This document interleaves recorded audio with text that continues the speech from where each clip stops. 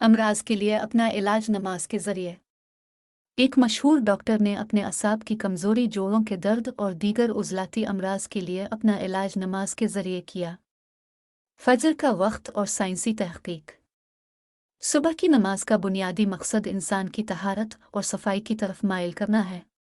Bacteria की एक किस्म रात सोते वक्त मुंह में पैदा हो जाती है।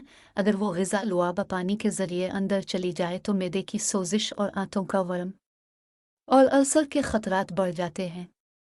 ज़ोहर का वक्त और साइंसी तहकीक।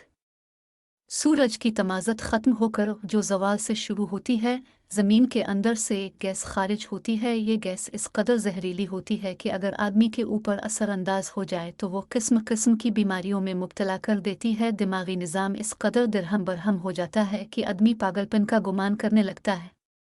जब कोई बंदा ज़हनी तौर पर इबादत में मशगूल हो जाता है तो इस नमाज की नूरानी लहरें इस ख़तरनाक गैस से महफूज रखती हैं। असर का वक्त और साइंसी तहकीक। ज़मीन दो तरह से चल रही है, एक गर्दिश महवरी और दूसरी तूलानी। ज़वाल के बाद ज़मीन की गर्दिश में कमी हो जाती है और रफ्ता रफ्ता कम होती चली जाती है। हर जी शऊर इंसान इस बात को महसूस करता है कि असर के वक्त उसके ऊपर ऐसी कफ़ीद तारी होती है जिसको तकान, बेचीनी और इज़्महलाल का नतीजा करार देता है। असर की नमाज शऊर को इस हद तक मुज़हमल होने से रोक देती है जिससे दिमाग पर ख़राब असरात मुरतब हों।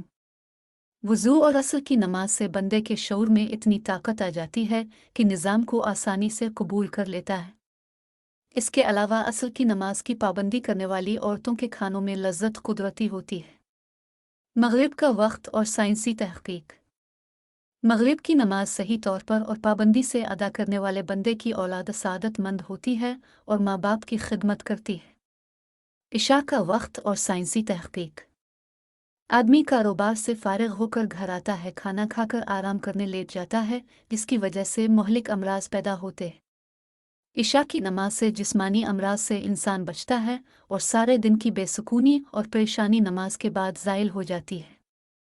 आज की साइंस इस बात को एक्सेप्ट कर रही है जिसका हुक्म कई साल क़ब्ल अल्लाह और अब सल्लल्लाहु अलैहि वसल्लम ने हुक्म दिया।